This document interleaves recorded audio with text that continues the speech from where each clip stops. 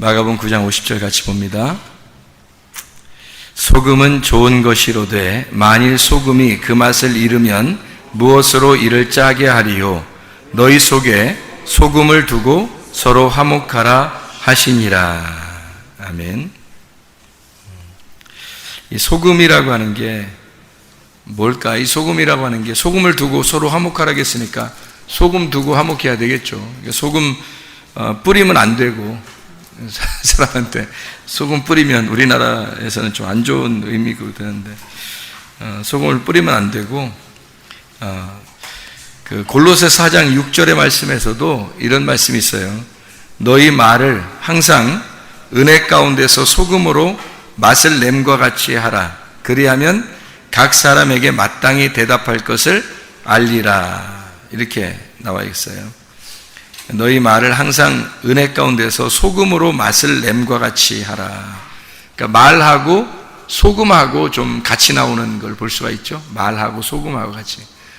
그러니까 여기서 소금을 두고 서로 화목하라 그렇게 말하는 걸 봐서 복음, 그러니까 말은 말인데 기쁜 소식, 그러니까 기쁜 소식 되시는 예수님, 그러니까 소금이라고 하는 게, 소금은 그러니까 억지로 뭐 이렇게 어색하게 하라는 게 아니에요. 어색하게 소금 뭐 갖다가 서로 화목하라 그렇게 어색한다는 게 아니고 자연스러운 겁니다.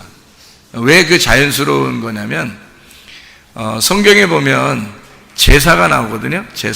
제사가 레위기서 1장부터 5장까지 사이에 제사가 5개가 나와요. 번제, 소제, 화목제, 속죄제, 속건제, 이렇게 5개가 제사가 나오는데 그 중에 곡식을 드리는 제사가 나와요. 이 곡식 드리는 제사가 레위기서 2장에 나오거든요. 레위기서 2장에 보면 곡식 드리는 제사에는 꼭 소금을 쳐라 그렇게 말해요. 그러니까 곡식이 들어가니까 소금이 들어가야 된다? 이건 자연스러운 거라는 거죠. 왜냐면 그냥 곡식만 이렇게 하나님께 드리는 게 아니라 소금을 꼭 이렇게 쳐서 함께 드려야 된다. 그건 자연스러운 일이었다는 거죠. 예를 들자면 우리가 빵을 만들어요. 빵을 만들 때 소금을 넣는다는 것은 자연스러운 일이거든요.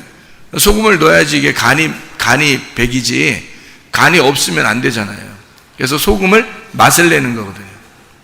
그러니까 맛을 낼 때 사용하는 거예요. 그래서 곡식을 제사 드릴 때는 소금이 꼭 들어가야 된다. 레위기서 2장 13절 말씀에 나와 있는 말씀입니다. 자, 그래서 우리가 이게 왜 자연스러움이라고 이야기하냐면, 이거를 왜 자연스러움이라고 얘기를 하냐면요, 이 복음이라고 하는 게 이 소금이라고 하는 거 있잖아요. 이게 말씀인데 그냥 말씀이 아니고 이게 올바른 말씀, 그러니까 그냥 말씀이 아니라 바른 말씀, 바른 교훈, 바른 말씀, 이것을 표현할 때 소금이라고 이렇게 얘기할 수가 있다는 거죠. 그러니까 그냥 말씀이 아니라 소금을 두고 서로 화목하라는 말은 그냥 아무렇게나 말하면 서로 뭐 화목한다 그런 말이 아니라 복음이라고 하는 좋은 말씀, 바른 말씀을 갖다가 서로 증거해서 그 바른 말씀으로 한 마음이 될 때만 그때 서로 화목하게 될 수 있으니까, 하나님 안에서 화목한 것을 얘기하는 거니까 소금을 두고 화목하라 그렇게 이야기를 하는 거죠. 그래서 소금이라고 하는 게 자연스러움이다. 왜? 하나님께 제사를 드릴 때는 곡식을 드릴 때는 꼭 소금을 쳐야 된다라는 것을 이야기했듯이 하나님도 소금이라는 게 자연스럽게 들어가야 된다는 것을 이야기하는 거죠. 이렇게 자연스럽게 예배를 드릴 때 소금이 들어가야 된다라고 하는 게 억지가 아니라는 거예요. 억지가 아니니까 우리는 이게 어색하고 뭐 힘들고 어렵고 그런 말씀들이 아니라는 거죠. 그러니까 복음의 말씀이 사실 우리에게는 훨씬 그걸 알려고 하는 사람, 간절한 마음을 가진 사람에게는 굉장히 자연스러운 말씀이라는 거죠. 그러니까 상식적으로 이게 통하는 말씀이라는 거예요. 비상식적인 게 아니죠. 하나님은 이 자연을 우리에게 다 주시고 이걸 비상식적으로 주신 게 아니라 상식적으로 주셨어요. 그래서 우리가 상식이 통하는 상식이 통하는 세상에서 살고 있다고. 우리가 이 자연을 보면 자연스러움, 그래서 자연스럽다 할 때 자연이란 말이에요. 그래서 사람이 자연스러운 거예요. 소금이 있다고 하는 건 자연스러움입니다. 하나님의 복음이라고 하는 건요, 우리 인간들이 하나님을 바라보려고 하는 사람들은 자연스러운 거예요. 근데 하나님 바라보려고 하지 않은 사람들은 그게 어색한 거예요. 억지가 되는 거죠. 근데 하나님 바라보려고 하는 사람은 자연스러움이 된다. 그 곡식으로 예배를 드린 사람이 있어요. 누굴까요? 가인입니다. 가인이 곡식으로 예배를 드렸어요. 하나님 받아줬어요? 안 받아줬어요? 안 받아줬어요. 아벨이 드린 거는 받았어요? 안 받아줬어요? 받아줬어요. 아벨이 드린 거는 받아줬고 가인이 드린 건 안 받아줬어요. 왜 안 받아줬을까? 가인이 드린 걸? 소금이 안 들어가서 그런 거예요. 소금이. 그러니까 하나님은 원래부터 이 소금이라고 하는 것을, 원래는 하나님은 소금을 넣고 하나님 앞에 드리기를 원했던 거예요. 그러니까 소금이 없이 곡식을 드린 거예요.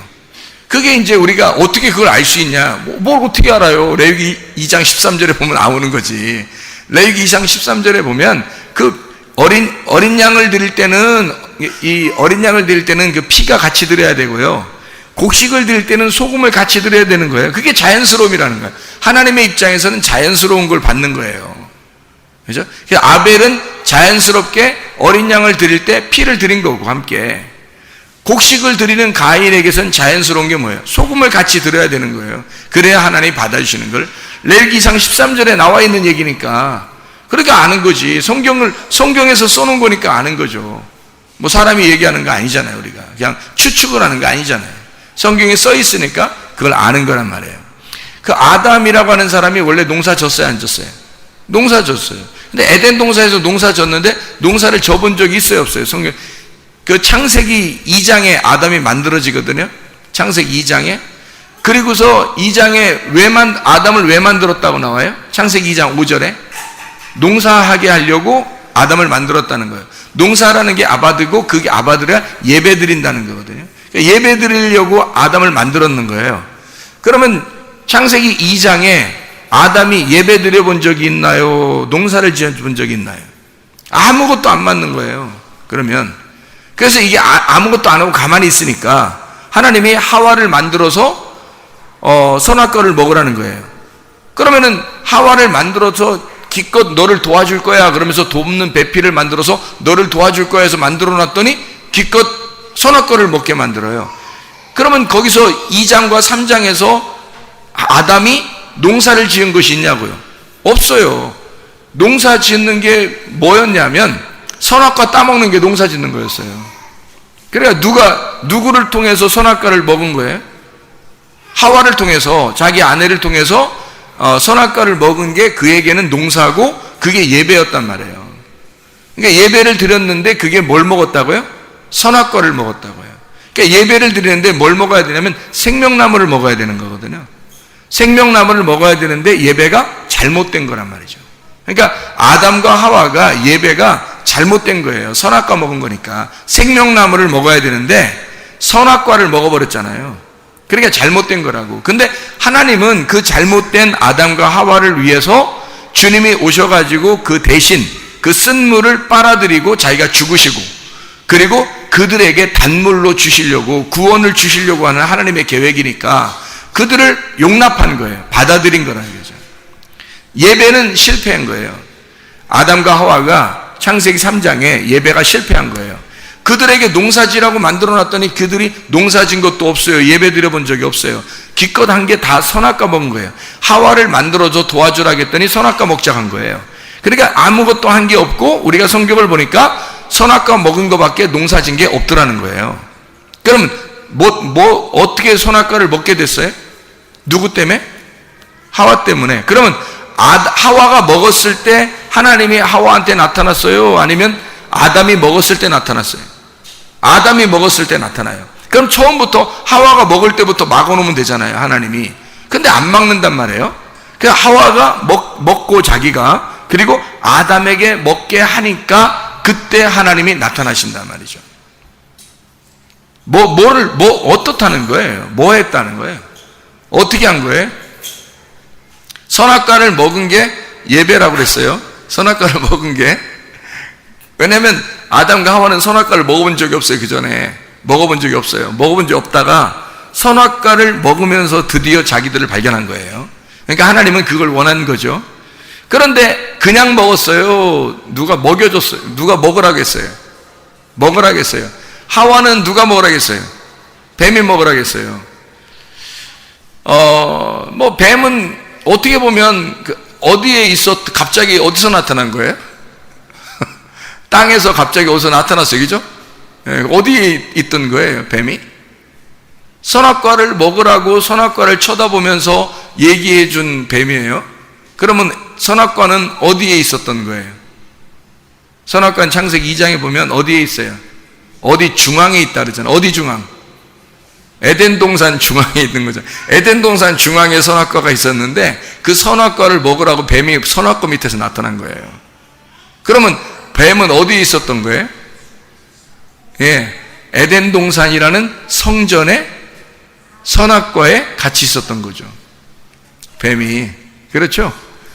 예. 그러니까 우리가 그 뱀이라고 하는 걸 너무 이렇게 악하게만 보지 말라겠어요. 뱀이 뭔가 우리에게 가르쳐 주는 게 있다 그랬어요. 그래서 뱀을 나하시라고 그래요. 가르치는 자입니다. 가르치는 자. 뱀은 슬기로우면서 가르치는 자예요. 우리에게 뱀을 통해서 우리에게 가르쳐 주려고 했던 거예요. 하와에게 하와가 몰랐으니까, 하와가 그 하나님에 대한 약속을 몰랐으니까 뱀이 와서 가르쳐 주는 거예요. 그래서 하와가 먹게 된 거고, 그가 아담에게 이제 먹게 해준 거거든요. 그러면 결국 아담이 먹게 된 건 누구 때문에 먹었냐면 하와 때문에 먹은 거예요. 하와는 뱀 때문에 먹었지만 결국 하와가 먹었을 때는 하나님이 나타나지도 않았어요. 그건 죄 취급도 안 했어. 하와하고 얘기한 게 아니거든.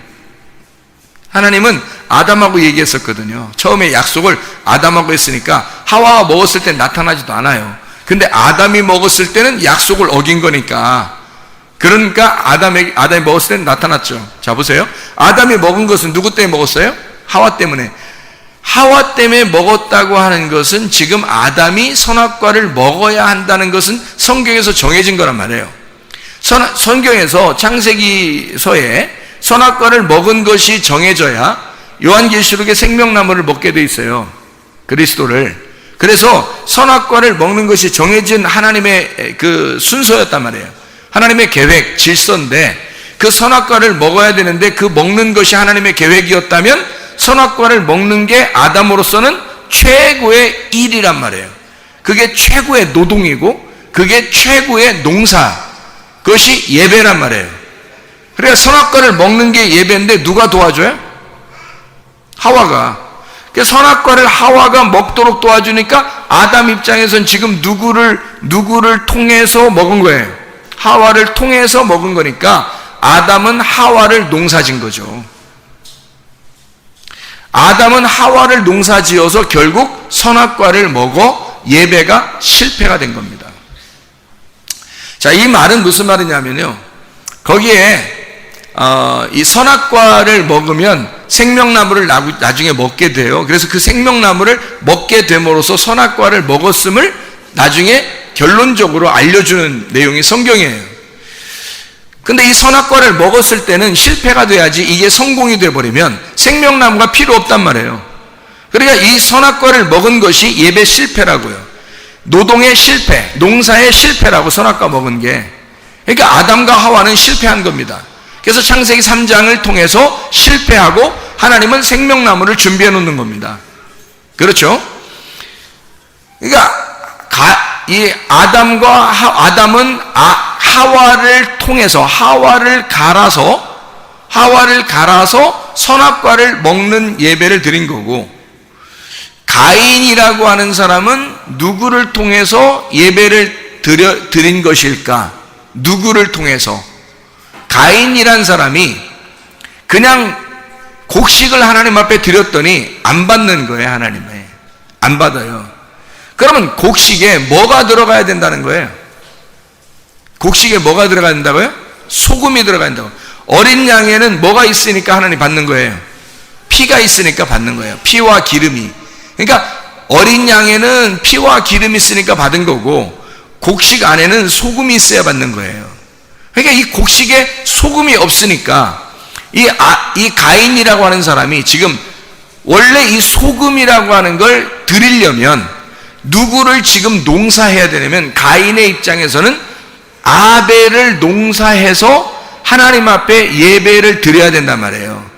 아벨을 농사해서 하나님께 예배를 드릴 때 하나님이 그 예배를 받으시는 거거든요.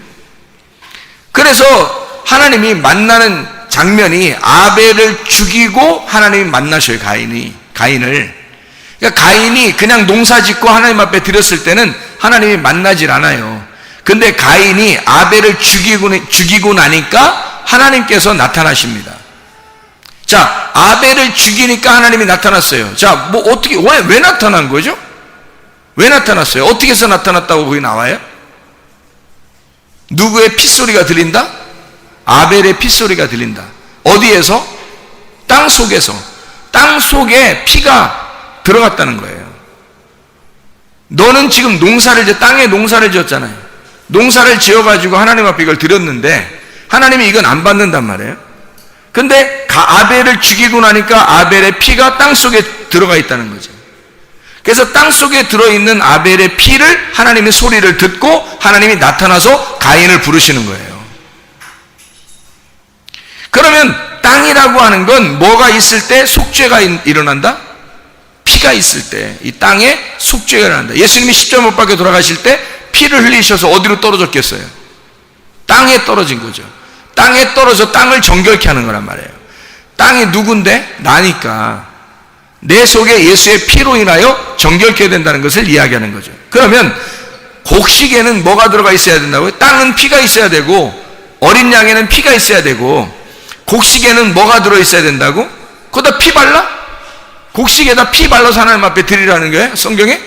아니잖아요. 곡식을 드릴 때 하나님이 제가 그랬잖아. 자연스러워진다고. 자연스러워야지 곡식을 갖다 하나님 앞에 드리면서 피를 갖다 뿌리고 드리면 좋겠냐 하나님이. 징그럽다 그러지. 자연스러워야지. 동물에는 피가 있는 거지만 곡식에는 소금이 있어야 된다는 말이에요. 그래서 하나님께 드릴 때 곡식을 드릴 때는 자연스러운 곡식이 드릴 때 소금이 들어가야 하나님이 받는 거예요. 어린 양에 피가 있어서 그 피를 받는 것처럼 곡식에 소금이 있어야 소금을 받는 거라고요. 하나님이. 그러니까 곡식에는 상식적으로 비상식적이 아닙니다. 하나님은 자연스러운 거예요. 곡식 안에는 소금이 들어있어야 된다는 거예요. 그거를 하나님이 보시고 받아야 된다는 거죠. 그러니까 가인은 아벨을 농사져서 뭘 깨달았어야 되는 거예요. 아, 땅 속에는 피가 묻히는구나. 이게 피가 그 속에서 소리를 질러서 나오는구나. 그 복음을 소개해 주는 거구나. 그러면 그 아벨을 죽임으로써 뭘 깨달은 거예요? 복음을 깨달은 거죠. 그래서 곡식을 내가 드린 게 잘못 드렸구나. 이게 곡식 드린 게 아니라 어린 양을 들여서 피를 하나님 앞에 드리면 받았을 것이고, 내가 곡식을 차마 농사를 지어서 곡식을 드리는 거였다면 소금을 쳐서 드렸어야 되는 거구나 라는 걸 깨달은 거죠. 아벨을 죽이고 나서야 깨닫게 된 거라는 거죠. 자, 제가 이거를 왜 소금을 두고 서로 화목하라, 이 말은 복음이라고 하는 말씀, 이것이 우리에게는 자연스러움이고 이건 상식적이다 라고 제가 얘기를 했냐면, 양심에 대한 이야기를 하려고 그래서 그런 거예요. 양심 있냐 이런 말 하죠. 사람들이 뭔 얘기를 하다가 보면 너 양심 있냐 그 말 하죠. 저거 양심도 없어 이런 말 하고요.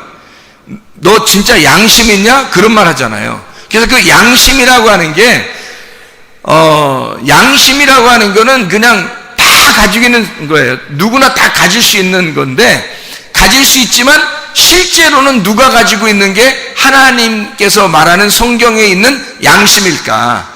그 양심을 한번 찾아보려고 그러는 거예요.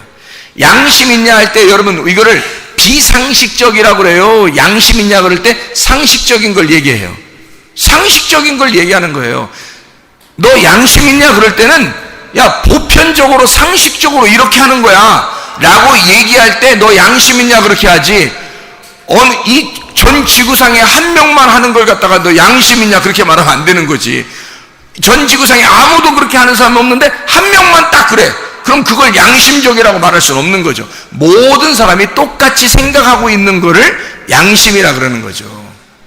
상식적이라는 얘기예요. 그 말은 자연스럽고 상식적이라는 얘기입니다. 하나님은 우리에게 비상식적인 분이 아니십니다. 무질서한 하나님이 아니십니다. 하나님은 완전히 자유하시고 자연스러우신 분이에요. 그래서 우리에게 억지로 어색하게 하나님을 섬기고 어색하게 이렇게 하라고 하지 않어요. 그건 율법이에요. 그건 너희들이 스스로 만든 율법이고 거기에 너희가 갇혀 있는 거지. 그 안에서 뭘 발견해야 되냐면 양심을 발견해야 된다는 것입니다. 제가 율법 안에서 양심을 발견해서 여러분에게 내가 발견한 양심을 소개하고 싶은 거예요. 그건 상식입니다. 하나님을 만나는 사람들에게 아주 상식적인 거예요. 자연스럽고. 그래서 그 양심에 대한 이야기를 여러분에게 성경 몇 가지만 한번 찾고 같이 나누려고 하겠습니다. 요한복음 8장 9절 말씀이에요. 요한복음 8장 9절 말씀.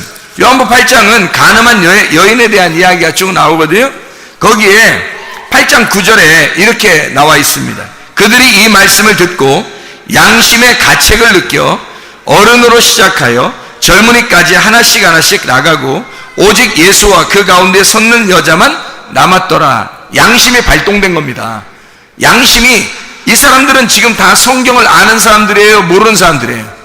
성경을 아는 사람들이에요. 성경을 아는 사람들이니까 양심이 발동된 거예요. 그죠? 성경을 모르는 사람은 양심도 없을 수도 있어요. 성경에서 말하는 양심은 성경을 아는 사람에게 일어나는 겁니다. 성경을 아는 사람에게 있는 게 양심이에요. 성경도 모르는 사람, 교회도 안 다니는 사람, 성경도 모르는 사람인데 양심이 어디 있어요, 그 사람들에게. 근데 성경을 아는 사람에게는 우리 일반적인 양심이 아니라 일반적인 양심 모든 사람이 가지고 있지만 성경의 양심은 교회 다니는 사람들에게만, 말씀을 듣는 사람들에게만 있는 거라는 거죠. 이 성경의 양심을 깨달으니까 자기의 발등을 찍는 거예요. 다른 사람을 죽일 수가 없는 거예요. 자기 양심이 발동됐단 말이에요. 그리고 돌아간 거예요. 자, 사도행전 23장 1절 말씀 봅니다. 사도행전 23장 1절 말씀. 거기에도 23장 1절, 사도행전 23장 1절 말씀 보니까 바울이 공회를 주목하여 이르되 여러분 형제들아, 오늘까지 나는 범사의 양심을 따라 하나님을 섬겼노라 그랬어요. 그냥 우리가 일반적인 양심이라 그러면 하나님을 섬긴다는 말이 안 맞죠. 양심이라는 말하고 하나님을 섬긴다는 말하고 같이 놨잖아요. 그러면 양심을 통해서 하나님을 섬겼다는 거예요. 그러면 하나님을 섬기는 것이 양심이 들어가야 섬긴다는 얘기예요. 그렇죠? 양심이 들어가야 하나님을 섬길 수 있다는 거예요. 그러면 성경의 양심은 다르다는 것이죠. 세상 일반적인 양심이 아니라는 거예요. 제가 몇 가지만 또 한번 많이 안 찾을 테니까 성경 몇 가지만, 24장 16절, 사도행전 24장 16절 말씀. 이것으로 말미암아 나도 하나님과 사람에 대하여 항상 양심의 거리낌이 없기를 힘쓰나이다, 이렇게 이야기를 했죠. 자, 로마서를 가보겠습니다. 로마서 2장 15절. 로마서 2장 15절에 14절부터 보면요, 율법 없는 이방인이 본성으로 율법 일을 행할 때에는 이 사람은 율법이 없어도 자기가 자기에게 율법이 되는데, 이런 이들은 그 양심이 증거가 되어 그 생각들이 서로 혹은 고발하며 혹은 변명하여 그 마음에 새긴 율법의 행위를 나타내느니라. 무슨 말이냐면요, 양심이라는 것이 발동되면 율법이라고 하는 것이 함께 일을 하기 시작해서 양심을 통해서 자기를 심판해버린다는 거예요. 양심이. 그러니까 일반적인 교회 안 다니는 사람도 양심이란 일반적인 양심은 있어요. 누가 준 거예요, 다 그게? 양심이? 하나님이 주신 거예요. 하나님이 다 이방인들에게도 양심을 주셨기 때문에 그 사람들은 율법이 없어요. 율법이 없는데도 양심상 안 되는 거예요, 이게. 일반적인 도덕적인 양심으로도 이게 율법이 발동된단 말이에요, 이게. 하물며 교회 다니는 사람들의 율법으로 양심이 발동된다는 것은 하나님의 일하고 연결되는 거죠. 선한 양심이라 그래서 바울은 선한 양심이라고 그래서 그렇게 고백을 해요. 자, 우리 성경 로마서 9장 1절입니다. 로마서 9장 1절. 내가 그리스도 안에서 참말을 하고 거짓말을 아니하노라. 나에게 큰 근심이 있는 것과 마음에 그치지 않는 고통이 있는 것을 내 양심이 성령 안에서 나와 더불어 증언한다 그랬거든요. 성령 안에서 양심이 함께 증언한대요. 그러니까 성령과 양심이 같이 있는 것을 볼 수 있죠. 양심과 성령이 같이 있는 거예요. 예, 그러니까 이 마음은 독특하게 하나님이 주신 마음이라는 거예요. 이게 양심이라고 하는 겁니다. 자, 로마서 13장 5절 말씀이에요. 13장 5절 말씀 보면요, 그러므로 복종하지 아니할 수 없으니 진노 때문에 할 것이 아니라 양심을 따라해라 그 말이에요. 그러니까 너 혼날 것 같아서 양심적으로 살아라는 말이 아니라 양심을 따라 그냥 행동하라는 거예요. 너 하나님의 진노가 있으니까 그렇게 복종하고 이렇게 하는 게 아니라 양심을 따라서 복종해라는 거예요. 양심적으로 복종해라 그 말이거든요. 자, 이제 슬슬 이게 양심이 좀 가까워지고 있습니다. 디모데전서 1장 5절 말씀입니다. 디모데전서 1장 5절 말씀 보면요, 1장 5절, 이 교훈의 목적은 청결한 마음과 선한 양심과 거짓이 없는 믿음에서 나오는 사랑이라. 이 교훈, 이게 바른 교훈인데요, 말씀의 바른 교훈, 복음이라 그랬죠. 그것이 청결한 마음과 선한 양심과 거짓이 없는 믿음에서 나오는 사랑이래요. 그러니까 소금이라고 하는 것은 아주 자연스럽다 그랬죠. 소금은 자연스러움을 얘기하는 거예요. 소금을 맛을 이렇게 딱 이렇게 집어넣잖아요. 그러면 소금은 온데간데 없어요. 그 소금이 어디로 들어가 있어요? 예, 배추나 이런 거 절일 때 소금을 갖다 이렇게 집어넣잖아요.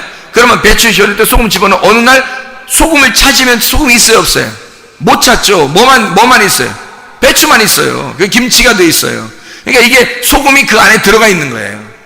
소금이 그 안에 들어가 있어요. 그러니까 이 속에 들어가서 자기 소금이 죽음으로써 배추를 살려버린 거예요. 배추의 맛을 살려버린 거란 말이에요. 그러니까 이것은 소금이 들어가고 거기서 죽고 그 속에서 맛을 내는 건 자연스러운 일이었단 말이에요. 소금을 집어넣는 자체가 자연스러움이었단 말이에요. 그러니까 이 양심이라고 하는 게 억지로 하는 게 아니라고. 이게 하나님이 우리에게 주신 양심은 억지로 하나님의 일을 하고 억지로 하나님 바라보고 예배드리고 이러라는 게 아니에요. 이것은 소금을 치는 것과 같은 거라는 거야. 소금을 치는 것과 같이 이렇게 자연스러운 복음이라는 겁니다. 그러니까 이게 하나님의 사랑인 거죠. 그래서 여기서도 청결한 마음과 선한 양심과 거짓이 없는 믿음에서 나오는 사랑이래요. 그게 뭐라고요? 양심적인 거예요. 그 양심적인 건 자연스러움이고 자연스러운 건 소금이고 그건 복음이라는 거예요. 그래서 그 복음이라고 하는 양심이 우리의 속에 들어오는 것은 자연스럽게 하나님이 우리에게 주시려고 하는 소금과 같다는 거예요. 자, 또 봅니다. 디모데전서 1장 19절 말씀이에요. 믿음과 착한 양심을 가져라. 어떤 이들은 이 양심을 버렸고 그 믿음에 관하여는 파선하였느니라. 아유, 양심도 깨질 수가 있네요. 양심도 깨질 수가 있어요. 그러니까 믿음과 착한 양심이 같이 나오죠. 그럼 믿음하고 양심이라는 게 같이 활동하는 거라는 거예요. 그러면 착한 양심, 선한 양심, 착한 양심이라고 하는 건 믿음하고 함께 공존해서 일을 하는 거라는 거예요. 그럼 여러분이 믿음이 있다 그러면 반드시 뭐가 있어야 된다는 거예요? 착한 양심이 있어야 된다는 거죠. 그러니까 사람들이 가지고 있는 양심적으로 해, 그건 뭐 당연히 있어야 되는 거고. 자, 남편이 아내에게 대할 때 양심적으로 대해야 되겠죠. 아내가 남편을 대할 때 양심적으로 대해야 되겠죠. 그 양심보다 훨씬 더 중요한 성경 기절이 착한 양심이에요. 그런데 이 착한 양심은 뭐하고 함께 일한다고요? 믿음하고 함께 일한다고요. 그러니까 그냥 착하게 양심으로 대하는 게 아니라 착한 양심으로 대하고 착한 양심은 믿음과 함께 대하라는 거예요. 그것이 하나님의 양심이라는 거예요. 우리의 양심이 아니고, 그러니까 우리 양심을 얘기하려고 성경을 썼겠냐고, 너 양심적으로 살아라고. 그게 아니라 양심적인 건 하나님이 주신 건데, 그 하나님이 주신 이것은 소금과 같이 자연스럽게 흘러 들어와야 된다는 거지, 우리한테. 이것이. 근데 그게 믿음과 함께 들어오는 거라는 거죠. 그게 착한 양심이라고 하는 겁니다. 자, 디모데전서 3장 9절 말씀입니다. 깨끗한 양심에 믿음의 비밀을 가진 자라야 할지니. 감독이 그렇고 집사가 그래요. 이게 어떤 사람이냐면, 감독이나 집사는 교회에서 깨끗한 양심에 믿음의 비밀을 가지고 있어야 된다는 거예요. 그러면 깨끗한 양심과 믿음의 비밀이 함께 나오네요. 이렇게 같이 나오잖아요. 그러니까 믿음이 있다고 하면서 양심적이지 않거나, 제가 옛날에 양심적이지 못했어요. 제가 옛날에 양심적이지 못했다고. 그 내가 양심적으로 바뀌니까 이젠 알겠는 거예요. 무슨 말인가, 이게 성경이 무슨 말인가 알겠는 거예요. 믿음이 들어오니까 양심이 들어오더라는 거예요. 나한테 하나님의 양심이 내게 들어오더라는 거예요. 믿음이 들어오니까 하나님의 양심이 들어오더라는 거예요. 그래서 알게 된 거예요. 이게 저는 양심적이지 않았습니다. 일부러도 양심적이지 않게 생활하려고 한 적도 많았어요. 그러면서도 나 예수님 믿었으니까 천국은 어느 날 가겠지, 이렇게 비양심적으로 또 생각도 했어요. 그렇게 살던 사람인데, 믿음을 갖게 되니까, 은혜를 받아 회개하고 믿음을 갖게 되니까 양심이 들어오더라는 거예요. 나도 모르게 착한 양심이 들어오더라는 거예요. 그러니까 이 속에서 바뀌어 있는 거예요. 뭔가 달라요. 뭔가 이상하게 달라진 거야. 내가 나를 봐도 달라진 것 같고, 주님 앞에 이렇게 교제해도 다르고요. 주님과 교제하는 게 뭘로 교제하겠어요? 말씀으로 교제하는 거죠. 달라요, 이상하게. 그러니까 믿음과 양심이 함께 있더라는 얘기입니다. 자, 우리 베드로전서 2장 9절 말씀, 베드로전서 2장 9절 말씀. 그러나 너희는 택하신 족속이요 왕같은 제사장들이요 거룩한 나라요 그의 소유된 백성이니, 이는 너희를 어두운 데서 불러내어 그의 기이한 빛에 들어가게 하신 이의 아름다운 덕을 선포하게 하려 함이니라. 베드로전서 3장 16절 봅니다. 베드로전서 3장 16절. 선한 양심을 가져라. 이는 그리스도 안에 있는 너희의 선행을 욕하는 자들로 비방하는 일에 부끄러움을 당하게 하려 함이라. 선한 양심을 가지라.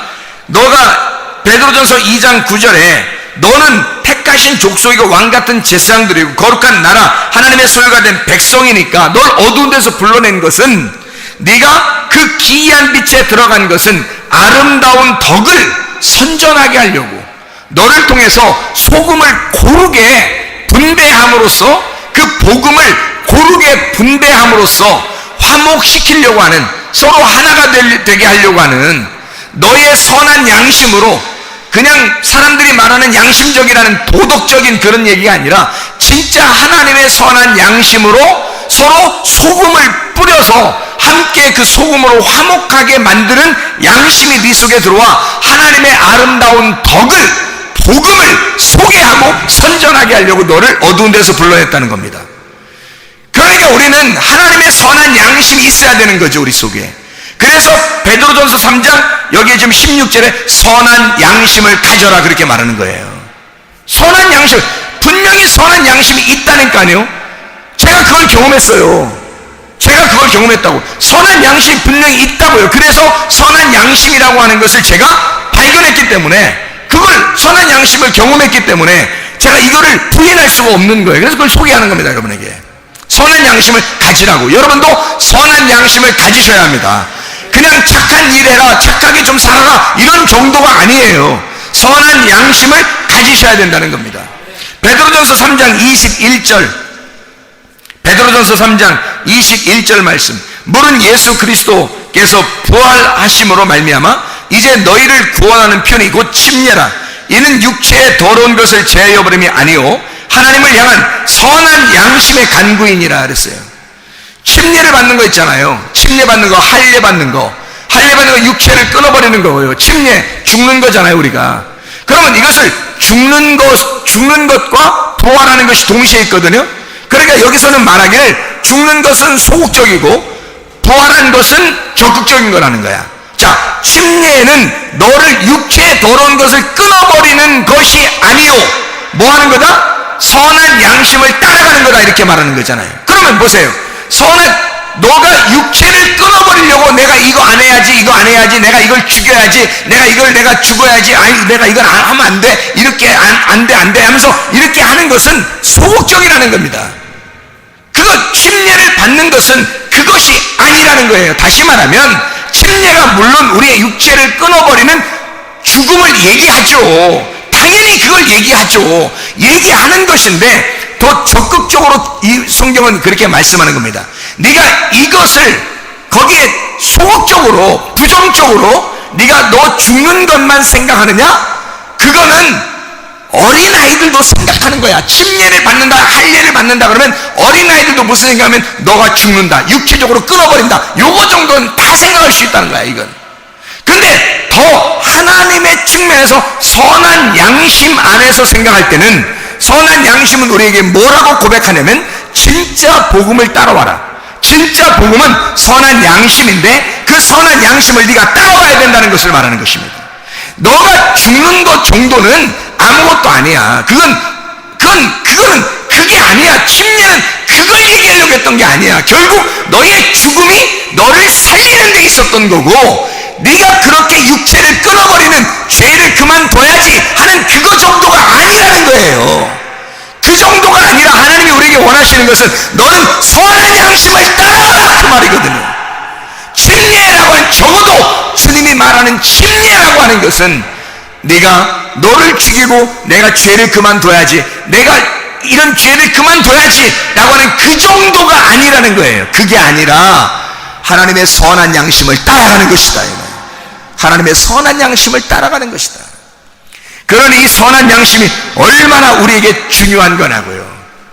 그래서 우리는 믿음이라고 하는 게요, 그냥 여기 지금 소금과 믿음, 복음과 믿음, 여기 지금 선한 양심과 믿음 다 같이 나오잖아요. 이게 무슨 말이냐면 믿음이 생기면 선한 양심이 들어오는 거예요. 그러면 우리 속에서 우리도 모르는 사이에 내가 맛깔난다고요. 이상하게 자기 자신이 맛깔나니까 자부심이 생기는 거예요. 자존감. 나는 자존감이 그렇게 많이 있었던 사람이 아니에요. 나를 바라보니까 자존감이 그렇게 많이 있었던 사람이 아닌데, 하나님의 말씀을 통해서 복음이 들어오니까, 선한 양심이 나를 막 파고 들어오니까 소금이 막 골고루 나에게 맛을 내고 맛깔나는 사람이 되니까 내가 나를 존중하게 되더라는 것입니다. 내가 나를 존중하니까 이런 범죄를 안 하는 것 정도는 우스운 거고 하나님의 선한 양심을 따라가는 자가 되더라는 말이지. 이게 굉장한 것이더라는 거예요. 여러분도 이 하나님의 선한 양심을 만나셔야 되잖아. 믿음을 여러분 속에 가지셔야 되잖아. 그래서 선한 양심이 들어오셔야 되잖아. 그러니까 선한 양심이 뭔지를 우리가 깨달아. 이게 믿음이라는 거예요. 이게 믿음. 이게 믿음. 그러니까 그 선한 양심이 들어와야 변함없이 나를 끌고 나가는 거예요. 어느 날 하루 하는 게 아니라 계속해서 하는 게 피스피스라고 하는 믿음이에요. 그래서 성경을 믿음이라고 하는 게 뭐냐? 믿음이라는 게, 그러면 믿음이 뭐지? 막연하게 이게 소망의 예수님입니다. 소망의 예수님이 믿음이에요. 잘 생각해봐요. 히브리서 11장에 보면요, 히브리 11장 1절부터 4절에 보면 믿음은 바라는 것들의 실상이요 보지 못하는 것들의 증거다 그랬잖아요. 그러면 바라는 것과 보지 못하는 것은 다 뭐예요? 안 보이는 거잖아요. 안 보이는 거니까 여기 지금 현실로 내가 보이는 게 아니잖아요. 보이는 게 아니, 믿음이라는 건 보이는 게 아니라는 거야. 안 보이는 거라는 거야. 그럼 뭐예요? 안 보이는 거니까 소망이죠. 안 보이는 거니까. 자, 그러면 우리가 이것을 한번 찾아볼까요? 로마서 한번 8장을 한번 찾아봐요. 로마서 8장 세 가지만 한번 찾아봅시다. 로마서 8장 24절 말씀입니다. 자, 잘 들어봐요. 로마서 8장 24절. 우리가 소망으로 구원을 얻었으며 보이는 소망이 아니니 보는 것을 누가 바라리요? 생각해 보세요. 뭘로 구원받다고? 우리가 소망으로 구원받다고. 여러분, 소망이 없으면 믿음 없는 거예요. 믿음으로 우리는 구원받아야 되잖아요. 그렇죠? 믿음으로 구원받잖아 우리가. 너희가 그 은혜를 인하여 믿음으로 말미암아 구원 얻었나니, 에베소 2장 8, 9절의 말씀이죠. 그런데 여기는 지금 소망으로 구원 얻는다는 거잖아요. 바라는, 보이는 것이 아니라 바라는 것을 보는 것을 누가 바라려고 그러잖아요. 안 보이니까 바라는 거예요. 안 보이니까 바라는 그것이 믿음이고, 그 믿음, 소망이라고 하는, 믿음이라는 소망이 나를 구원했다는 거잖아요. 자, 생각해 보세요. 로마서 12장 12절. 로마서 12장 12절. 소망 중에 즐거워하며 환난 중에 참으며 기도에 항상 힘쓰며. 소망 바꿔서 믿음. 바라는, 보이지 않는 것들, 그 믿음이라는 보이지 않는 거, 이 소망이란 말이에요. 로마서 15장 4절 말씀. 무엇이든지 전에 기록된 바는 우리의 교훈을 위하여 기록된 것이니 우리로 하여금 인내로 또는 성경의 위로로 소망을 가지게 함이니라. 아니, 우리 믿음을 가져야 천국가잖아요. 영혼의 구원받잖아. 베드로전서 1장 9절에 믿음으로 너희의 영혼의 구원을 받는 거잖아요. 그런데요, 여기서는 소망을 가지게 하려 합니다. 성경의 위로로 소망을 가지게 하려 합니다. 소망을 갖게 하려고 우리를 부르신대요. 소망을 갖게 하려고. 그 믿음이거든요. 하나만 더 찾아요. 로마서 15장 13절 말씀. 소망의 하나님이 모든 기쁨과 평강을 믿음 안에서, 이러잖아요. 소망의 하나님이 믿음 안에서 너희에게 충만하게 하사 성령의 능력으로 소망이 넘치게 하시기를 원하노라 그랬잖아요. 소망이죠. 그게 믿음입니다. 믿음과 소망은 같이 나오는 거예요. 그래서 그것이 복음이고 소금이고 선한 양심이라는 겁니다. 선한 양심이라고 하는 것이 슈네이데시스라는 단어거든요. 슈네이데시스. 이 슈네이데시스라고 하는 것은 공통적으로 함께 도덕적인 어떤 의식을 갖는 참된 진리를 말합니다. 옳은 분별력을 선한 양심, 슈네이데시스, 양심이라 그렇게 말해요. 그러니까 밖에 있는 사람들이 얘기하는 게 아니라 진리를 가지고 하늘적인 땅의 지각이 아니라 하늘적인 지각을 갖는 거, 하늘적인 지각을 갖는 걸 선한 양심이라 그러는 거예요. 사람들은 누구나 다 양심을 가지고 있어요. 너 양심 있냐? 그렇게 말하잖아요. 그런데 하나님이 주시는 양심이 있다고. 그거를 여러분과 제가 가지고 있어야 된다고요. 제가 그것이 없었는데 믿음을 가지니까 소망이 있고, 소망을 가지니까 믿음이 있는 거예요. 소망과 믿음이 함께 같은 거였다는 거죠. 왜냐하면 내가 여기서 지금 현실로 가지고 있었던 것이 아니라 하나님이 주시는, 바라는 것을, 보이지 않는 걸 주는 거란 말이에요. 내가 바라는 것이 그거였는데 하나님이 그걸 보이지 않는 걸 주시더란 말이에요. 그게 믿음과 소망이었다는 거죠. 근데 믿음이 소망이었고 소망이 믿음이었다는 거예요. 그게 선한 양심이었다는 거죠. 그 선한 양심을 하나님이 주시니까 사람이 어떻게 변하겠어요? 양심적으로 변하는 거예요. 사람이 양심적으로. 근데 세상적인 도덕적 양심이 아니라 하늘적인 지각을 갖게 되더라는 거예요. 하늘적인 양심이 내게 오더라는 겁니다. 그래서 슈네이데시스를 보니까 이 슈네이데시스가 슈네이도에서 왔는데요. 슈네이도라고 하는 것은 쉰이라는 말하고 에이도라는 말의 합성어예요. 쉰이라는 말은 함께라는 말이거든요. 쉰이라는 말, 함께, 같이, 곁에서 하나된, 하나된, 같이, 함께. 에이도란 말은 보인다 말이거든요. 본다라는 말이에요. 에이도는 본다, 깨닫는다, 이해한다는 거예요. 자, 보세요. 그러면 양심, 그럼 뭐라고요? 슈네이도, 함께 보는 걸 말하는 거예요. 누구하고 보는 걸 말하는 거예요? 하나님과 함께 보는 걸 말하는 거예요. 그게 생기더라는 거예요. 지금 제가 여러분에게 말씀드리고 싶은 건 이겁니다. 하나님은 비상식적으로 우리에게 대하지 않습니다. 아주 자연스럽고 아주 상식적으로 우리에게 대하신다는 거죠. 곡식에는 소금이 들어가야 하는 것처럼, 동물에는 피가 있는 것처럼 하나님이 받으시는 것도 억지로 이상한 걸 받고 그러지 않는다는 말입니다. 하나님은 그 복음의 말씀이 우리에게 선한 양심이 되어 하늘의 지각이 내려오게 하고, 그 하늘의 지각이라는 그 양심은 반드시 우리에게 뭘 알게 하느냐면 하나님과 함께 보는 눈을 주시는 거예요. 하나님과 함께 깨닫게 하는 눈을 주시는 거예요.